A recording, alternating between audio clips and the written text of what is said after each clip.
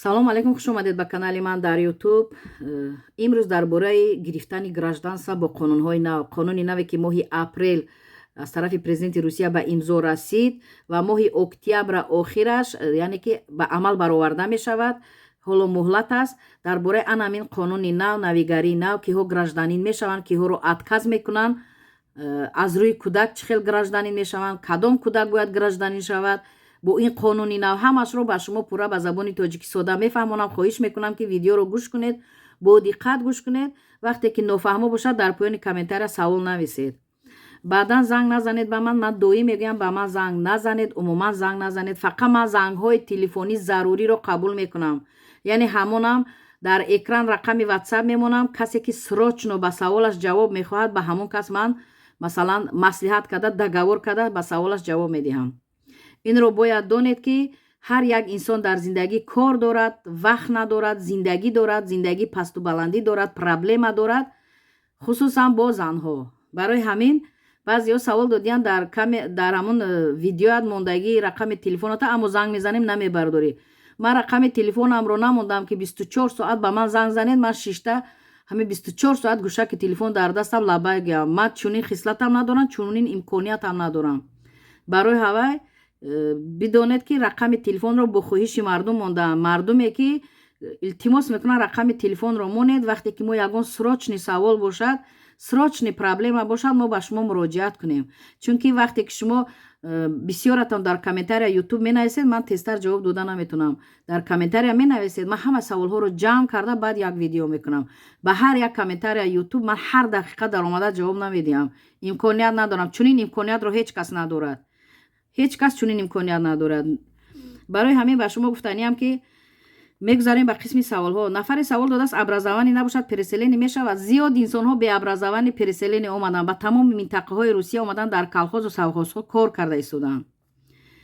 баъд ғайр ин оиди внж саволҳо бисёр шудааст. бисёри саволҳо шудааст ки внж супоридем, аз 2 моҳ гузашт, аз 3 моҳ гузашт, ҷавоб нест. вақте супоридед як бор хабар гиред, як бор пурсед. дуюме ки внж аз 3 то 4 моҳ бояд барояд. дуюме ки агар ягон хатогӣ бошад, мумкин ки дур дароз шавад муҳлат, ё ки ягон навбат зиёд бошад, инро фақат аз гувм ҳамун ҷое ки супорида, аз ҳамун ҷо метавонед фаҳмида. вақте шумо супоридед, мо имконият ва ҳуқуқе надорем гӯем ки шумо фалон моҳ мегиред. мо коргарони гувм не, мо юрист, фақат ба шумо маслиҳат медиҳем. ғайр ин саволе дода шудааст ки ба пул мешавад ки муҳлатро тезонем, яъне ки пул тиему тезтар ҳамун вид на житса гирем. ростӣ ман ба ин савол ҷавоб дода наметавонам, чунки ман надидам касе пул диҳад, ман пулам нагирифтам ва ман ҳуҷҷатгузорӣ касеро накардам. умуман фақат тавсия медиҳам, маслиҳати ҳуқуқӣ медиҳам. дар бораи ҳуҷҷатгузории гирифтани рп вид на житса гражданства, ман умуман ғайри оилаи худам, ғайри наздикони худам касеро ҳуҷҷатгузорӣ накардам ва намекунам. барои ҳамин аз ҳамун ҷое ки регистратсия кардед, гувми худтон рафта пурра ҳамаро пурсед. ғайри ин нафаре савол додааст ки барои рвп чӣ ҳуҷҷатҳо лозим. хоҳиш мекунам ки видео дорам, ҳамун видеои манро бинед, дар бораи рвп ҳамашро мефаҳмед. видеои пештараи манро бинед, дар бораи рвп пурра гуфта шудааст. ба саволҳо такроран ҷавоб нахоҳам дод. дар бораи субсидӣ гуфтаед. субсидӣ ки 450 000 оилаҳоеро медиҳанд ки 3 фарзанд доранд, қарзи ипотекӣ доранд. 450 000 ба банк, ҳамун қарз гирифтагии банк ба давлат мегузаронад. ин субсидия гирифта бошед. субсидӣ дар борае ки хонаи нав мегиред бо ипотека, давлат масалан нафаронеро субсидӣ пул медиҳад ки яъне хонаҳои онҳо танганд, 5-6 фарзандӣ доранд, 5 сол дар ҳамон минтақа регистратсияи доимӣ доранд ва ипотека мегиранд, хонаи нав мегиранд, ба ҳамонҳо фоизи ҳамун хона дода мешавад. инро ба воситаи администратсия город мегиред. ин саволам такрорӣ аст, видео аст, бо бинед, бо ҷавоб додам, бо видео аст, бинед, тамошо кунед, мефаҳмед.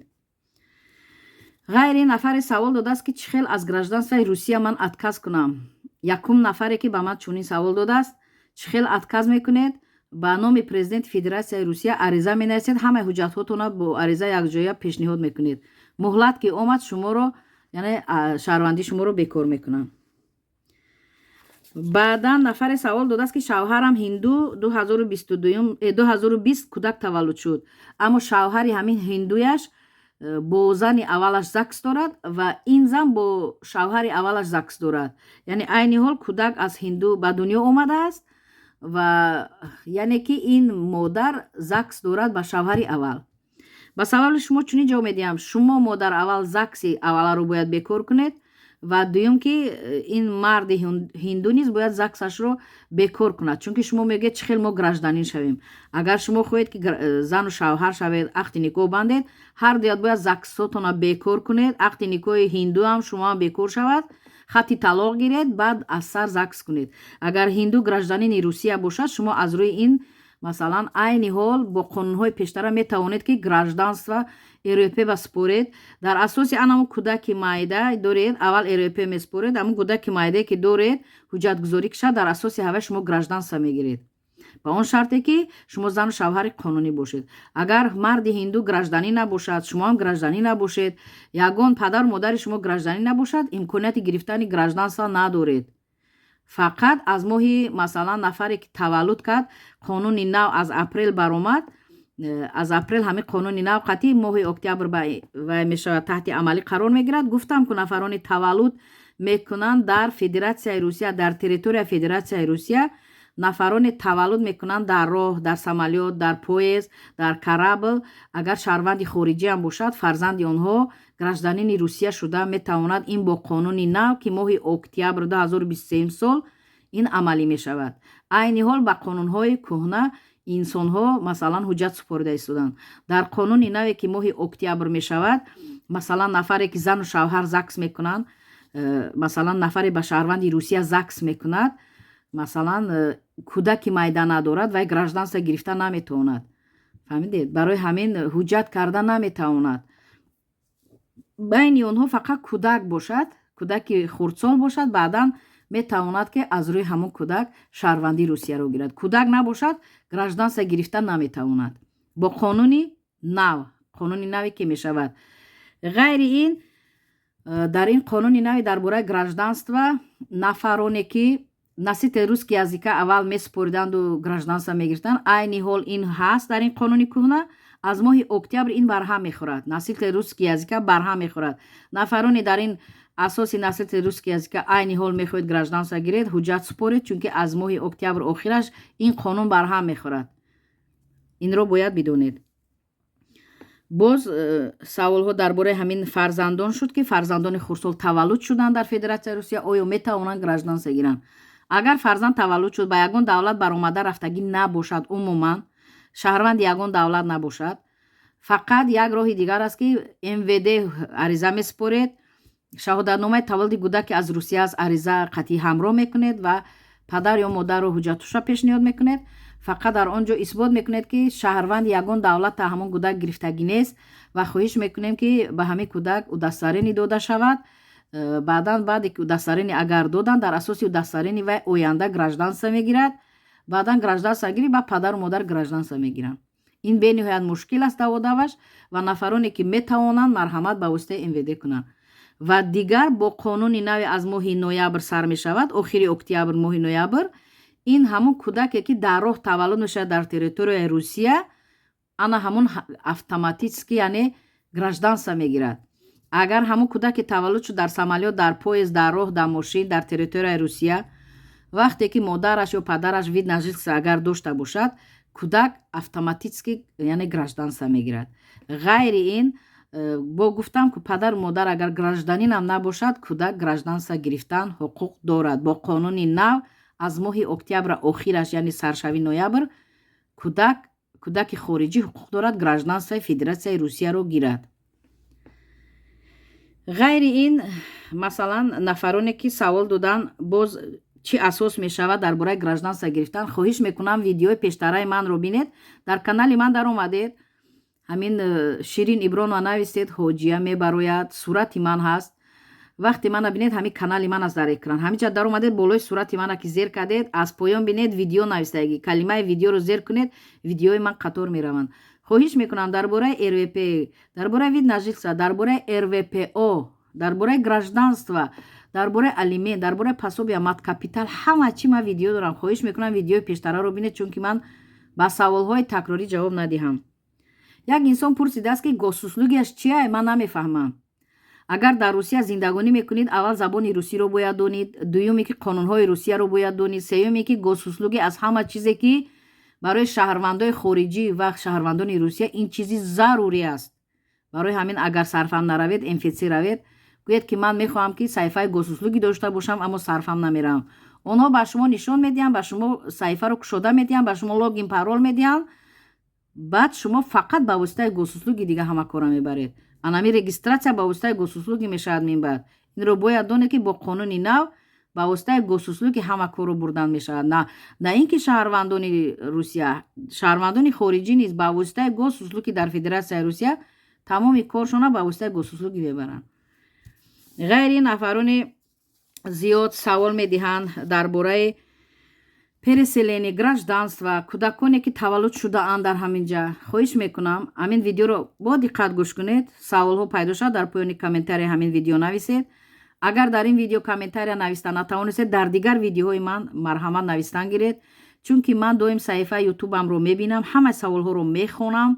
саволҳои такрорӣ бошад ҷавоб намедиҳам, саволҳои такрорӣ набошанд менависам дар як варақ, баъд як видео када пешниҳод мекунам.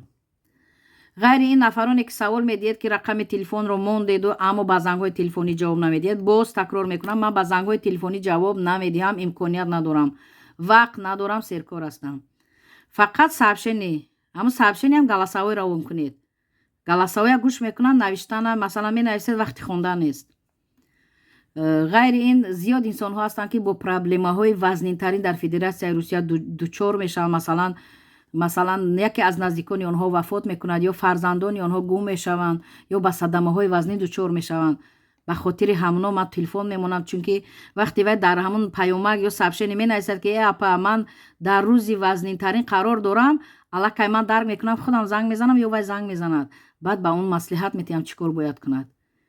ба хотири ҳамин хел инсонҳо ман рақами телефон мемонам ва ғайри ин ман дар ютуб бепул маслиҳат медиҳам. инро донед, фақат дар ютуб. ғайри ин нафароне ки ба ман мегӯянд ки мо ютуба интизор намешавем, видеоро интизор намешавем, мо срочно савол медиҳем дар ватсап, ба саволи мо илтимос ҷавоб диҳед.